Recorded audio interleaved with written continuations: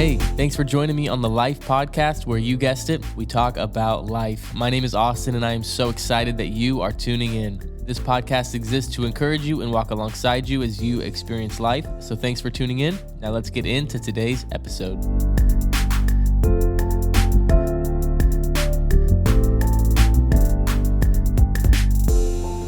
All right, welcome back to another episode of the Life Podcast. Super excited for today's episode, and let me tell you guys, this episode is pretty off the cuff. There's no agenda. So we're just going to kind of see where this conversation goes, and I have with me today somebody who's already been on the podcast, my man Alex Valle-Lopez. Thanks for hopping on again. Yeah, man. I really appreciate you coming on, and I'm excited for whatever we're going to talk about today. Yeah. I think it'll be good, but yeah, man. How was your experience the last time you came on the podcast? It was really fun.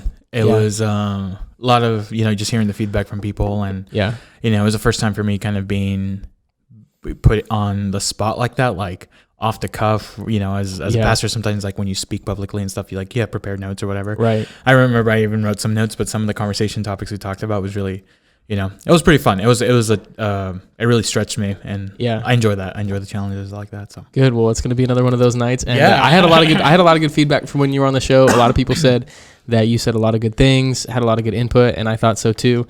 And so, I'm hoping for the same thing tonight and or today or whatever time of day you're listening to the podcast. Again, guys, if you have not yet, please subscribe. Go follow me on Instagram, like my page. Go on YouTube, subscribe there, post all the podcasts there as well, wherever you find your viewing or listening pleasure. Would love for some feedback, ratings, reviews, however you guys can help me out. I really appreciate it. And thanks to those of you who have already done so. But anyway, without further ado, let's get into today's conversation. I'm just going to ask you a question, and we'll see where the conversation goes. So we were actually just talking earlier about uncomfortable situations in life. And I think many of us, especially in today's American society, Western culture, we'll say not just America, but Western culture, we really tend to shy away from uncomfortable conversations. We tend to shy away from uncomfortable situations. Yet, when you look to the Bible, when you look at all the great movements in history, religious or not, they stem from uncomfortable moments and walking through those things. So, and I guess before again we get into it, I think that Andy Mineo, I feel like I reference Andy Mineo songs all the time, but you're like his number one fan. Yeah, I love the dude. Andy Mineo, shout out if you're listening to this. Hit me up. Anyway, he has this song, and he says that the most beautiful pictures, the most beautiful portraits, the most beautiful life circumstances come from the ugliest situations, because that's what God does in our life. And again, if you look to the Bible, look to great movements in history, they've all stemmed from something uncomfortable. If you look to Martin Luther King Jr. to usher in the civil rights movement, that was not easy. There was plenty of hurt. There was plenty of pain that went around, but he tackled and walked through the problem head on. If you think of a guy like Moses in the Bible, tackled his problem head on. And what did he have to do? He couldn't walk around the sea. He couldn't walk over the sea on a bridge, but he had to walk through it, and he had to trust in God to bring him through a difficult situation. And I think that so many of us right now are facing super difficult situations, things that we probably haven't shared with anybody, things that we just don't talk about. But I want to encourage anybody who's listening to this podcast that you would face those issues head on. And really importantly, what's super important is getting people on your side, to help you walk through those situations. We were never meant to walk through difficult life alone. So I would hope that there are people in your corner. I know even just today, I was fretting over something that I had to do, and I went to Alex here.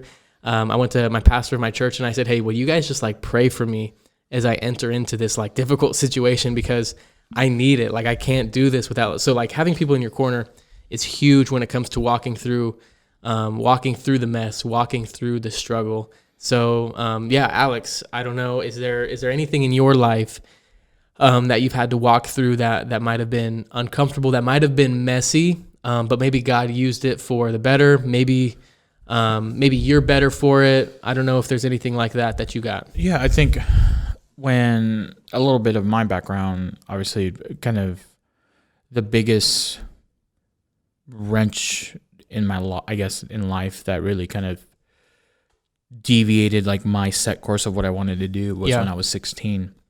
At that time, I was living, obviously going to high school as a junior in high school.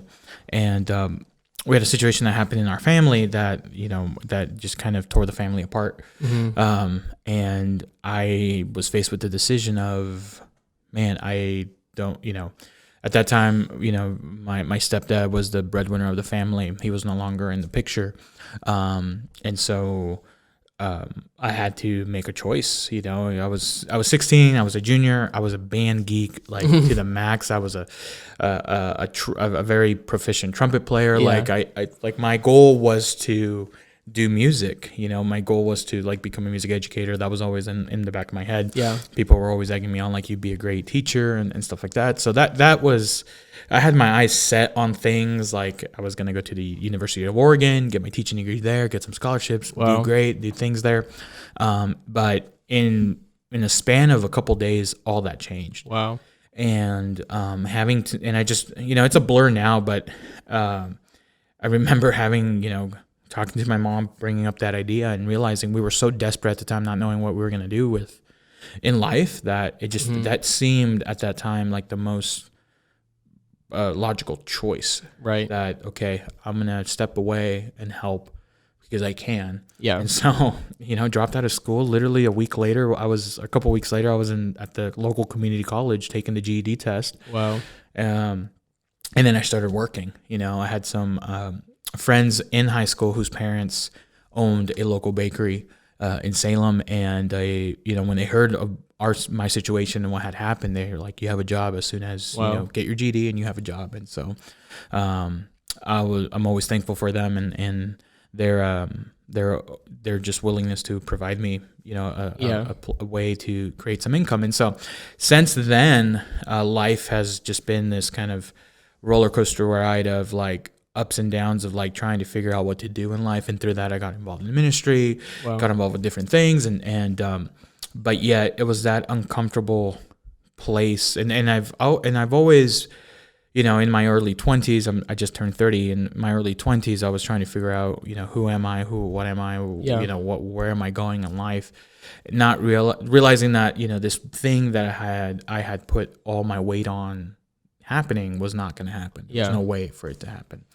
And so every now and then those feelings of like, man, I wish I can go back and change it. But yet I realize if that thing didn't happen back then, I would not be where I'm at today. Right. Yeah. You know, I could be doing what I want, but yet the path that was forged out of that situation, I wouldn't change it for the world, because it led me to doing things that I never thought I would be doing. It led me to having jobs I never thought I would have, building relationships with people, encountering amazing people throughout, you know, my life's journey, that I don't think I would have had I just kind of like, okay, I'm going to fit that mold. And, you know, it's not a slam on people that like, yeah, I did this, I did that, and now I'm doing this. Not at all. I think some people are meant for that journey, others aren't. Yeah. And for us to embrace the uncomfortable realities of, sometimes the dreams that we had may not come true. Yeah. That's an uncomfortable reality to realize. Like nobody in this time of COVID, like, wanted to spend all their life holed up in their homes for 7 months straight. Like that, but that was a reality for many of us, you know? Yeah. And so, you can only play the hand that you're dealt. Right. Right. So you know, that situation sticks out in my mind. You know, obviously, you know, we all have uncomfortable moments, you know, with our families, like when you have disagreements and stuff like that, in the professional workplace with coworkers and stuff like that. Like I've had my share of that, and we probably can share 1,000 stories of just, you know, I didn't get along with someone. I remember actually one of the biggest you know, fights I think I've ever had, outside of my family. Like, you know, you get into fights with people and stuff, like with your siblings. But I remember one of the biggest fights was with one of my bosses at one of my previous jobs. He was the worship pastor and I was his assistant, and he's not that much older than I am. I love him to death, and we cool now, but like at that time when we first started working together, dude, it was just, we were bumping heads left and right.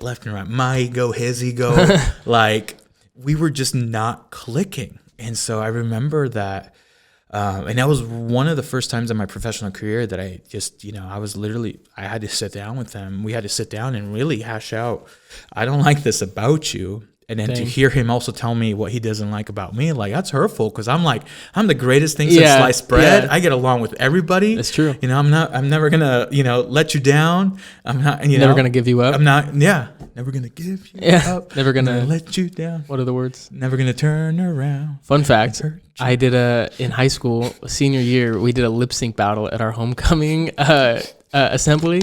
Me and my friend, we lip synced to that song. And anyway, Stefano, if you're out there listening to this, shout out to you for doing that, because that was a good time. Yep. Did you get my message about the new what? Yes, yeah.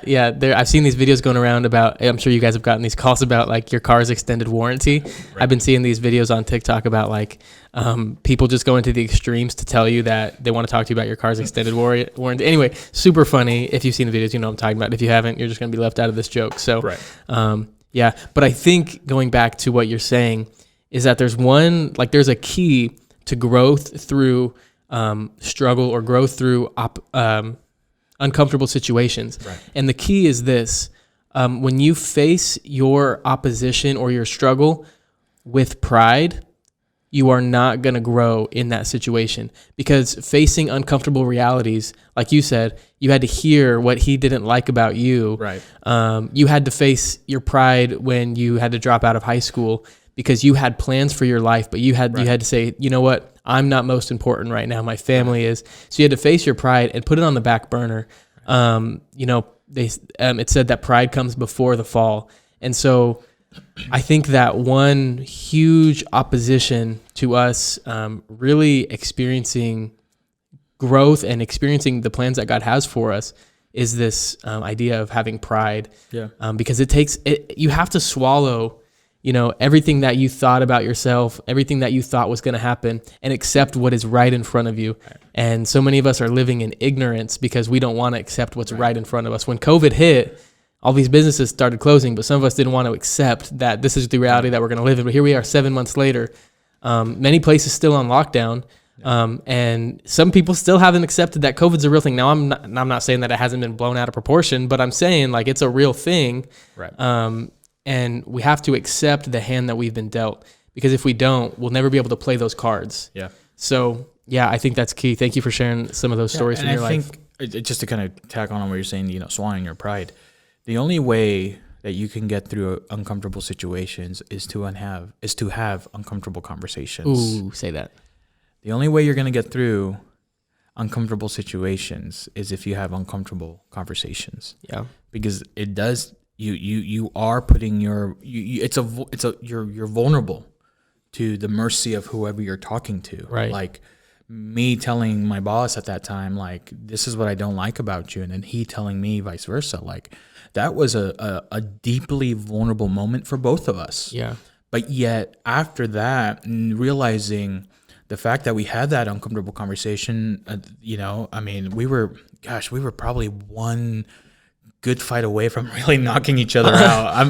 Putting the boxing gloves on. And so, no, it wasn't that, but like, it was just like at the moment you hated coming to work. Yeah. And I know he hated it too. And, but yet now here we are, several years down the road, he's working in another place. I'm working here. Yeah.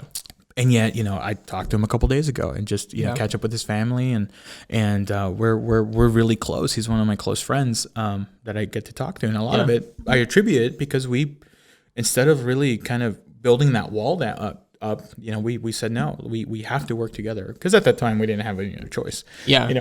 Yeah. I think if we didn't fix what was happening to us, we would have lost our jobs. And so, to get through uncomfortable situations, you have to have those uncomfortable conversations. And that is so good. And I think you said it too, that you have to have the uncomfortable conversations, but the uncomfortable happens when you're vulnerable with somebody, because we as a society have really, especially with things like social media, we have made it so easy to fake it, to put on a front, to avoid the real issues and the real root of a lot of our problems.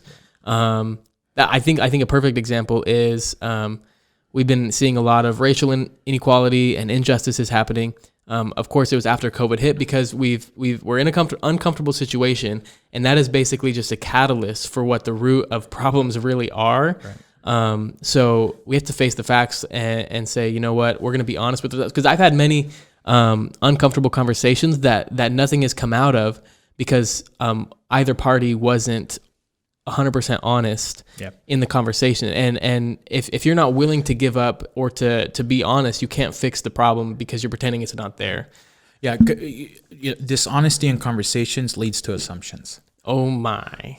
Like I can tell you, and I've shared with you stories of like these like moments where people, because we weren't honest with each other, whether it was in a relationship or whatever, or just both in a romantic one or a non-romantic one, just when you're not honest with each other, people will start filling in that void of dishonesty with assumptions. And so I can assume something from you saying, Austin, because I can't read you, I'm going to assume things of you. Right.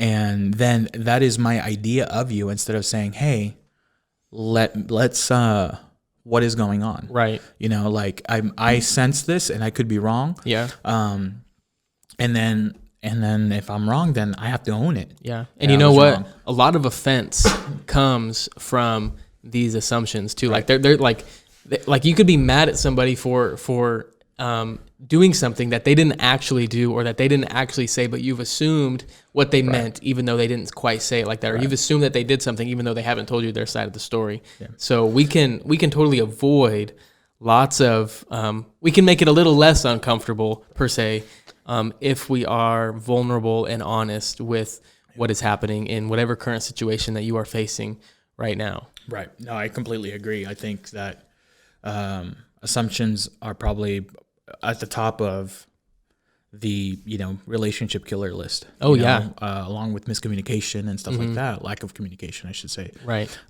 You start assuming things of people. You start attributing character traits to that person that don't even belong to them. Yeah. And so then once that person, when I come to understand that you're assuming things of me that are not me, that makes me feel like a turd, Yeah. and when I start assuming things of you, it's part of our human nature to want to do that because we want an answer for everything. And we can't live in that tension of well, I don't know. Yeah. And if you don't know, then ask. For real. Say something, And instead of living in that tension of well, I don't know, and I don't want to come across as a jerk. I'd rather people come across as jerks because guess what? We're humans. We are jerks. Sometimes. We can be jerks. And, as I said, I'm not the greatest slice of bread. I'm like the butt end that everybody's like, really? Just throws it away. It's not I guess, where's the dog? And so we can be that, and there are days where, we wake up and we are that slice centered, but I think, if we're not willing to really ask and be willing to be wrong in certain aspects of things, then I think we save ourselves a lot of heartache at the end. Yeah. I'm so tired of living in this idea that we have to always be right. We can't do anything wrong. We can't make mistakes. And I think a lot of that has stemmed from social media and the way that we can portray ourselves. But seriously, it is okay to be wrong, to not know everything, and to say, hey, I don't know what you meant by that. Can you explain that a little bit more? I would, like you said, I would rather somebody, ask me about something I said than just assume it and then be offended at me and I don't know they're offended. Right. What's that saying? It says, don't lie, but if you're going to lie in the arms of those you love. Don't steal. But if you steal, steal from good company. I feel like that's from a cheesy movie. They say it in the movie Hitch with Will Smith. There you go. I was like, exactly. But this is taking a turn. Well, listen, hear me out. It's going somewhere. Don't just stop. Listen, if you're gonna assume the best. Yep. Okay. So a lot of times, and my wife said this in a podcast episode that I did with her. Go check it out. She said, we need to start getting better at assuming the best in people. Yeah, I remember that quote. Because that will lead to better relationships. It won't be like, oh, you disappointed me. It'll be like, hey, even though it wasn't what I thought, it wasn't this bad thing that I thought you were doing and we're offended at you because of it. So we need to start assuming the best in people for sure. Yeah, I completely agree. That especially with people that and you're close to. Yeah. Obviously, when you start to, I remember, in that context, obviously for me, I've done work in law enforcement as an administrator, and the training there is like you assume the worst. Yeah, you assume you're about to die, so make sure you're protecting yourself. Yeah, you're protecting yourself because that's the way you keep yourself safe. Right. Obviously, in this context, we're talking about your relationships that right, stuff that you're locked, your coworkers and stuff like that, and so I just remember when Kinsey said, I'm like, well, that works for like one side of the population, right? But anyway, right. You don't have to keep that. You can cut that. I don't know if we need to make sense of, no, that's good. I think that's a good clarification. I think it's just conversation, so that's good. So what was I say? There was another thing you said about it, but yeah. Anyway, man, again, everybody is facing or has faced an uncomfortable situation, and I truly believe that you can gain some life from this conversation. Right. And here's the deal with uncomfortable situations, because if the situation after you've done all you can to rectify it continues to be uncomfortable, you have the complete right and liberty and freedom to walk away. Yeah, because you now have the satisfaction of knowing that you fully went in, try doing your best to rectify the situation, and be vulnerable and say, hey, like, can we fix whatever the issue is? And if it's not, then you walk away. It's okay. There are times where it's okay to just put that wall and be like, hey, I'm going to continue living life. You're going to continue living life. If we don't talk to each other ever again, that's good. That's fine. Like, but at least I know in my heart of hearts that I did all that I can to rectify the situation and make sure that we're on good terms. Yeah, if you can go to bed at the end of the night and say, you know what, I did all that I could, I think that is a pretty solid measurement of walking through a situation like that. Of course, you have to be honest with yourself. Did you really do all that you could? Right. But each person's situation is so different, and only you can judge it as you're in the middle of that situation and follow, what God is telling you or what you think is the right thing to do in that situation. Right. And people really can't say that you're right or wrong because it's really up to you. So that's good. Really, thank you for saying that. I really appreciate that. Yeah. And I think the people listening will like that as well. Yeah, uncomfortable conversations, uncomfortable moments. I mean, that's how we grow. Mm-hmm. Like, I think the most meaningful moments where I've gained the most experience, I should say, were out of uncomfortable situations. Yeah, where I felt like I left that situation a much better person. Yeah. Even your physical body, like a lot of people experience growing pains because growing is painful. I think about going through college, and you're still taking some classes right now, and you're working full time, so you know what this is like. Right. But like there was always so much work to do, and it always felt super hard. Like I was never going to be done. But as I look back on my college experience, I think to myself, wow, if I would have just cruised through that, which I could have, like I would have gained nothing from it. Right. And so it's not just about like uncomfortable relationships or having uncomfortable relationships, but it really is like applying to life. Like sometimes everything. Working out is painful. Like it can hurt, but you're going to look swole by the end of it. I don't look swole because I don't work out. Bro, everything that I lost at the end of last year and the beginning of this year, I gained back during quarantine. Dude, it sucks. Like anyway, for those who know me, like I'm a big dude. Like I won't lie. I was 317 pounds at my heaviest. Yeah. And I remember, and I'm a worship leader, so I lead worship at my church. And so one day we only sang 2 songs, at the beginning of the service, and I was drenched in sweat. Yeah. The summer of last year. And I knew at that time I needed to make a change. And so, I did what everybody did. We got a gym membership, but I went a step further. I got a physical trainer, and I started working my butt off, and I started losing weight.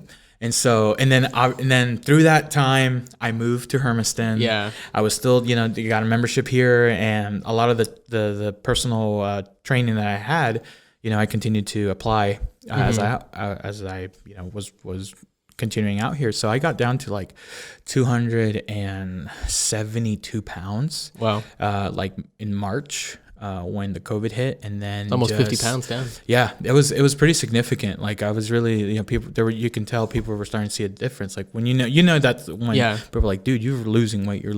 So, So it was getting down, and then COVID hit, and it's just like, yeah, I'm like hanging at like 280 something, 290. Yeah. I'm like, I can't hit 300 again. So yeah, we were talking about it earlier today, and it's like, man, I got to get back, you know. And so, dude, welcome to the club of gaining weight during quarantine. You are not alone. The quarantine 15, as they said, but it goes back. Like, I remember starting and feeling like I was gonna die. I hated it. I hate the fact there is no easy remedy. There's not a slim fast of life, you know, like anything you do takes time. Anything of value takes time. Mm-hmm. It takes hard work. Like, I want to be healthy because I want to be around, you know, I have to make goals of why it's not that I want to be big, buff, and handsome. Like,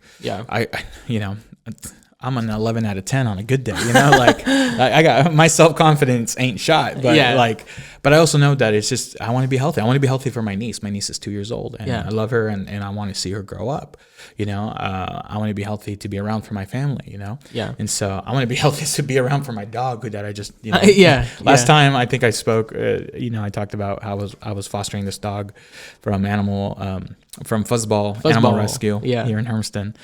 Great people, great organization, and I decided to adopt Wesley, who is a border collie, and so he's now officially mine. And so I need to be around because he's 2 years old. He's super active, and he gets me outside. So anyway, well, congrats to you on your adoption. We're just on the trail today, man, everywhere. Hey, that's okay. I honestly, like, I don't know about these people listening, but I love the conversational feel of some podcasts. And it's just kind of fun to hear, you know, people's experience and whatnot. And I hope, honestly, there's so much to gain from this. And this conversation here is like, it's something that we all know.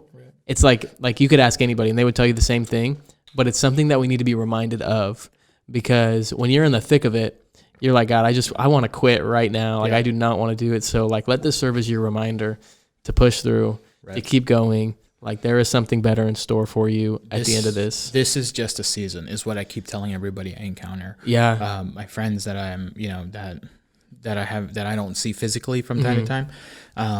And we talk about the season we're in. I mean, it's just a season. We need to remind ourselves that whatever we're going through, whether it be, you know, the just the pain of the lockdown, or whatever, you know, the stuff at work, the stuff at home, like, they're just seasons of life, and that are growing us and molding us to be the people we're meant to be. And so a lot of us can think that the season is actually your life, but no, it's a season of life. And so it's not your whole life, it's just a season of life. And so I think when we frame the things that we go through that, it gives me, at least for me, it gives me hope that there's an end to the season. And you know, the struggle really makes the mountaintop moments much more valuable. And it gives them that much more value. I think of one story in the Bible that really sticks out to me as we have this conversation, is the story of Joseph in the Old Testament. My dude was sold into slavery, was a slave at this guy named Potiphar's house, ended up being accused of raping this guy's wife, so Potiphar throws him in jail. The dude's in jail. He is promised that he would be remembered and get out, and ends up being in there for years, all the while being hated by his family. Family thinks he's dead. Talk about the struggle. And at the end of it, this man ends up in royalty next to Pharaoh, leading this entire population, because he went through the struggle in a way that honored God as well. Right. And it wasn't just a struggle; it was a multitude of struggles. Yeah, we're talking years, like that. This dude was in the fire, right? Like, and we're not talking just like one mountain. It was like one mountain after, it was one valley after another. You know, just when you thought you hit a mountain. Man was walking in the bottom of the Grand Canyon for a long time. Right. And so, like, you mentioned that, and I remember a couple months ago I wrote this, and it was out of this thought of just, you know, I was going through some tough times, and all I can see was mountains. You know, all I can, like, there's all these mountains that I need to climb right now. You know. The mountains at work, the mountains at home, the mountains in my personal life, like, just all these mountains. And I remember, like, shoot, how am I going to get through this? And so I wrote this down. And I called it "Here Be Mountains." And so this is how it goes. I thought I'd share it.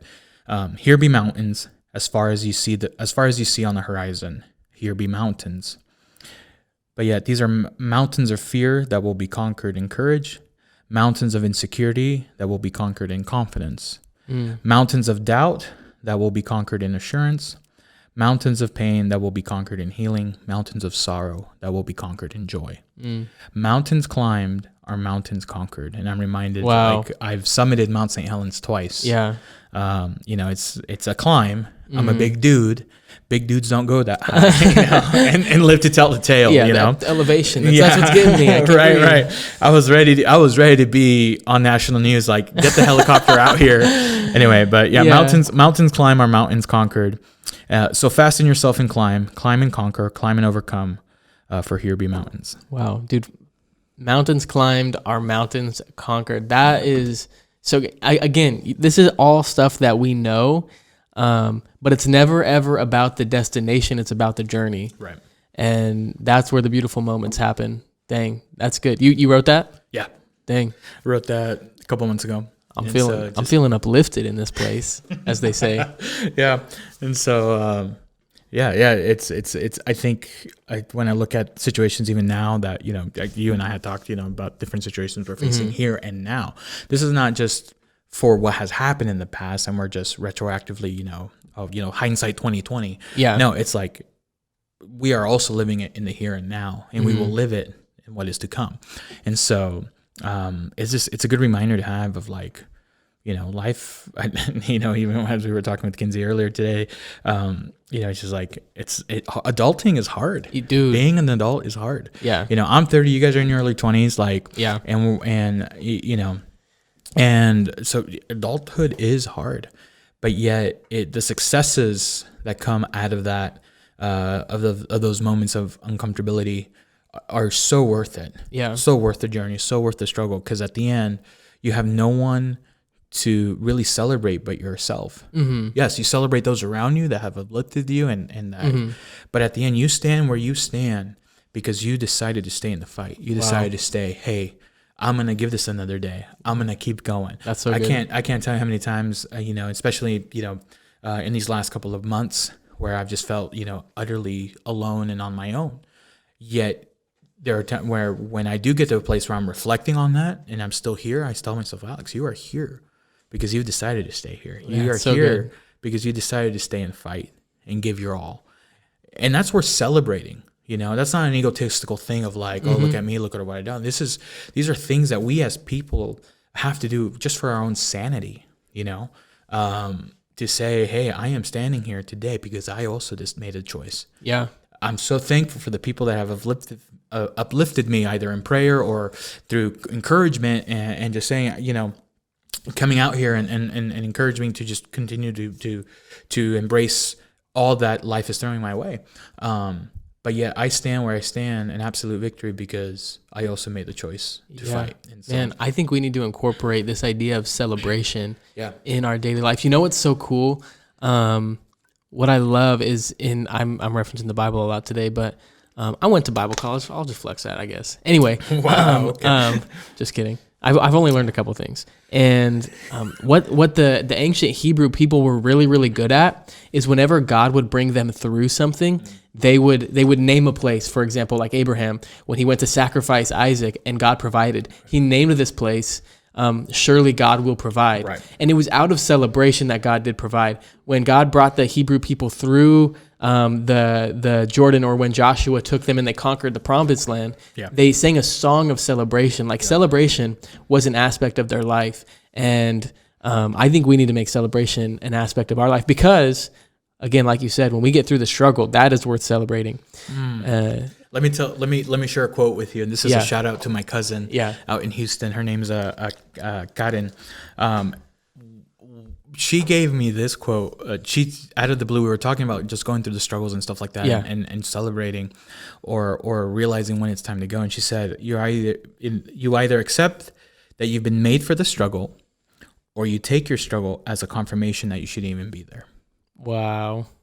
And so, like, in the context of this season that we're in, or the season that I found myself in, there were moments where I'm like, I'm struggling, and I'm struggling really hard. I'm struggling to hold on to just what is next and whatnot. So is this because I was made for the struggle, or is it because I'm not even supposed to be here in the first place? Yeah. And yet so many times that at least for us, the voice of discouragement, the voice of the enemy, as we like to call it, will love to come in and put you down and be like, yeah, you weren't meant for this. Yeah. What makes you think that you're anything but what you are right now? Yeah. And yet when you hold on to that hope and faith that's saying, no, I was made for this struggle, and I'm going to fight through it because I'm going to be victorious at the end.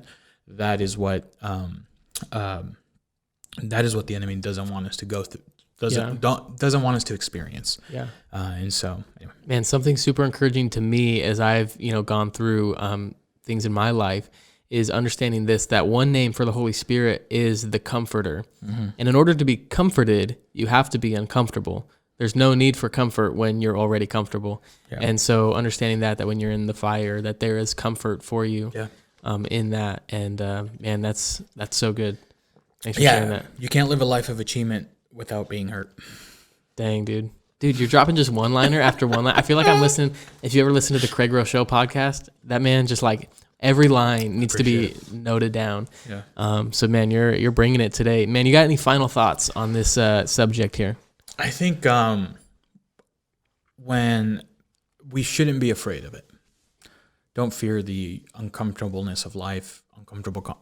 I'm sorry, I keep getting away from the mic. Uncomfortable conversations. Yeah. Uncomfortable situations.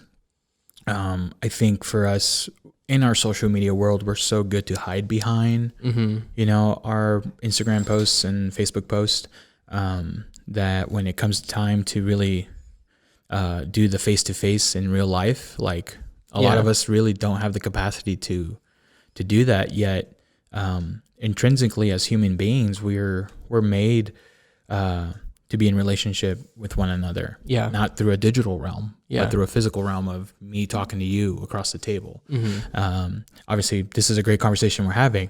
I have no doubt in my mind that somewhere down the road, we might have a different conversation across the table. Yeah. Where you're going to be like, Alex, you know what? You did this and I did not appreciate it. Yeah. I hope it never happens because, man, I don't want to disappoint the great Austin Nayland over here. But it's something that I think for me, I don't fear it because both of us both our friendship, both professionally and personally, will grow out of those uncomfortable conversations. Yeah. Because you may not like something that I said or do. I may not like something you say or do. And we have to have those conversations. And that's part of the friendship we share. Right. Like part of my friendship with people is that I also am willing to have uncomfortable conversations with them. Yeah. And so, the final thought for me is that just don't fear it. Yeah. Don't fear the uncomfortableness of life, because it's through that uncomfortableness that the best victories can be had. And it's not just, I don't want to come across just as a cliche, like, because we might be stuck for a long time. Yeah. A season could be a day or it could be a couple years. Yeah. But yet at the end of every hard season that I've gone through personally, I can look back and say, okay, I can pinpoint it to a few different things I learned from it. Yeah. Although the way I learned them sucked. Yeah. I'm so grateful that I learned them. But those lessons stick with you so much more than the lessons that you learned easy. Yeah. Or that the lessons, because here's the thing. Growing up, if you have kids or if you had a parent, you know this, they'll tell you not to do something, but you don't learn the lesson until you do the thing they told you not to do. Yeah. You don't know fire hurts until you put your hand against it. Right. Yeah, my daughter fell against the stove, or like the oven door was open and she fell on it and her hands were just like absolutely destroyed, but they're all healed now and it's good. But my final thoughts to wrap this up, bouncing off what you said, one thing is this, along with pride being one thing that really opposes growth through opposition, insecurity will do the same thing, because when you're not secure, if you and I sit down to have a hard conversation, like you were saying, and you say, Austin, I didn't like the way that you did, or I didn't like what you did, I didn't like the way you did it, whatever you say, I'm going to take that as a personal attack if I'm insecure. Yeah. Because, and that will lead to offense. That will lead to me being mad at you. That will lead to a bigger gap in our relationship. Right. And so security is huge when it comes to growth and uncomfort, because you have to know who you are. Because if you don't know who you are, you'll never make it through the struggle. You'll never have an outcome to that struggle. Second thing, I'm going to do what I do a lot, and I'm going to quote another Andy Mineo song. Let's go. He says this in one of his songs: "If we're prisoners to comfort, we judge our own sentence." Come on. If we're prisoners to comfort, we judge our own sentence, meaning it's our choice if we want to be out of the prison, if we want to grow, we have to get uncomfortable. There's absolutely no way around it. He actually has an album. The album's called Uncomfortable. Right. And it's all about these uncomfortable situations that he's faced in his life and things that he's walked through. Super good album. Andy Mineo, please hit me up, okay? Hit this guy up. As you were saying here about one thought that came to mind is that all this is meaningless if we're not willing to forgive as well. Oh, dude, we're opening up another can of worms. That's a whole other conversation. Oh man, that's true, dude. But I mean, it's so like I have to be willing to forgive you for the offense if we're gonna see a meaningful resolution. Yeah, and that's where as I said earlier, if you did all you could do to make it right, and yet there's no way, like the other party doesn't engage. Yeah. Then walk away. You done did all that you can do. Yeah. You done did it. And so and here's the kicker though. Society says that if somebody wrongs you, it is okay to be mad at them. You are rightfully mad at them. But it goes back to the pride thing, because if you have pride, it's going to be really hard to forgive somebody. You have to suck up your pride. You know what's crazy? Jesus forgave those who put him on the cross, who were literally beating them. He's hanging on the cross. My man says, "Father, forgive them, for they know not what they do." What do you, if any of us were in that situation right now, what are we doing? We're F you, F this is terrible. God, why would you put me here? I hate these people. That's what we do. And people would say, you deserve to think those things and to feel those things. But how powerful is it when you can say, you know what? I forgive you. Even though I could be mad at you, I forgive you. Even though I could hold this offense, I forgive you. Right. Because here's the deal. In the Christian lens of how we see things, because I know that there are many people here in this podcast that may not share the Christian faith that we do. Yeah, but it's for everybody. But one thing I do want to kind of just highlight, one of the biggest truths of the Christian faith is that justice in the physical realm of us as being human natured is based out of revenge and retribution. Wow. Yeah. Whereas biblical justice, based on the word of God, says that justice is based out of love and forgiveness. And so when we talk about, social justice in the realm of even the biblical point of view, we're talking about a justice that is based in love and forgiveness. Yeah. Not a justice that's based in retribution and revenge. Because even as you said, as Jesus hung on the cross, he was within the physical human nature of us. He was within his right to want retribution and forgiveness because he was completely innocent. Right. Yet his sense of justice was, no, it's love and forgiveness. Yeah. And so justice in the sense of I want there to be a resolution to this conflict may just be I have to love and forgive and let go. Yeah. And that's hard. Wow. Because we are intrinsically wired to want retribution and revenge when we've been hurt. Yeah. That is part of our human DNA. We're taught it. We see it in movies. We see it in the media. Yeah. I want to be better than you. I want to have something better than, I want to be able to say, I always want to be in a sense of justice. If you do me wrong, I want you to know that you did me wrong, but I also want to be above you in some way or shape or form as we move forward. Because that's my sense of justice, is that you are beneath me at all times, never again to rise above. Yeah. And so whereas in the biblical sense, it's bro, you and I, we're on the same ground. Yeah. We are equals. And that was my dog coughing, by the way. I was like, whoa. Wesley joined us for the podcast tonight. Oh, because he's eating a toy. Nice. You know what we're doing right now? We're doing that thing that pastors do when they say, all right, guys, I'm going to be done in about 2 more minutes. And then we talk for another half hour. But as I said, as we're wrapping up, we just open up this whole other can of worms. Yeah. But I think it's important to just point out this love and forgiveness. It has to be bathed in that. Uncomfortable conversations have to be bathed in love and forgiveness. Yes. That's the foundation of why we're even having them in the first place. Right. Because if we base them on our humanistic nature of revenge and retribution, we're never going to get anywhere. We are the ones that end up being the prisoner. Because revenge, all revenge comes from is you were offended and now you're carrying this baggage. And life is heavy when you want revenge for somebody, or when you want the worst for somebody, when you're like, that's heavy. It's hard to want bad things to happen to people. But how much more beautiful is it, and how much like lighter is it on you to celebrate somebody who is doing something differently and doing something better than you? Like, that's powerful as well.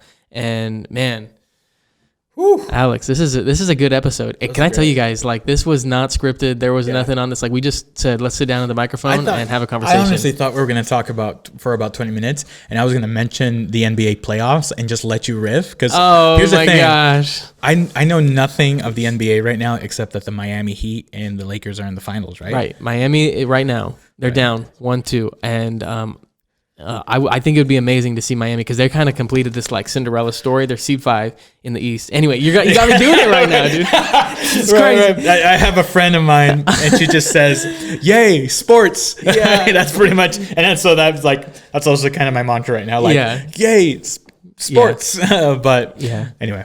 That's good. That's what I thought our conversation was going to be like, because we were saying we have no agenda.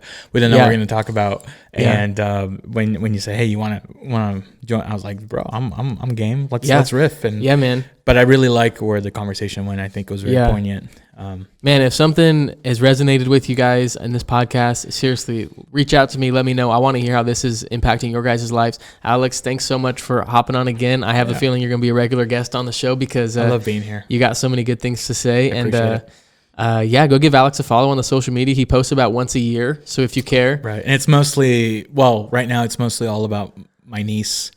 And it's probably going to end up being about my dog. But I guess you can follow me. Just Alex Valle-Lopez. Alex Valle-Lopez. There you go. That's cool. Anyway, thanks for hopping on, man. Guys, make sure you like, subscribe, share the podcast with people. Get the word out there, because people need to hear these conversations. So thanks for tuning in, and we'll see you guys next week.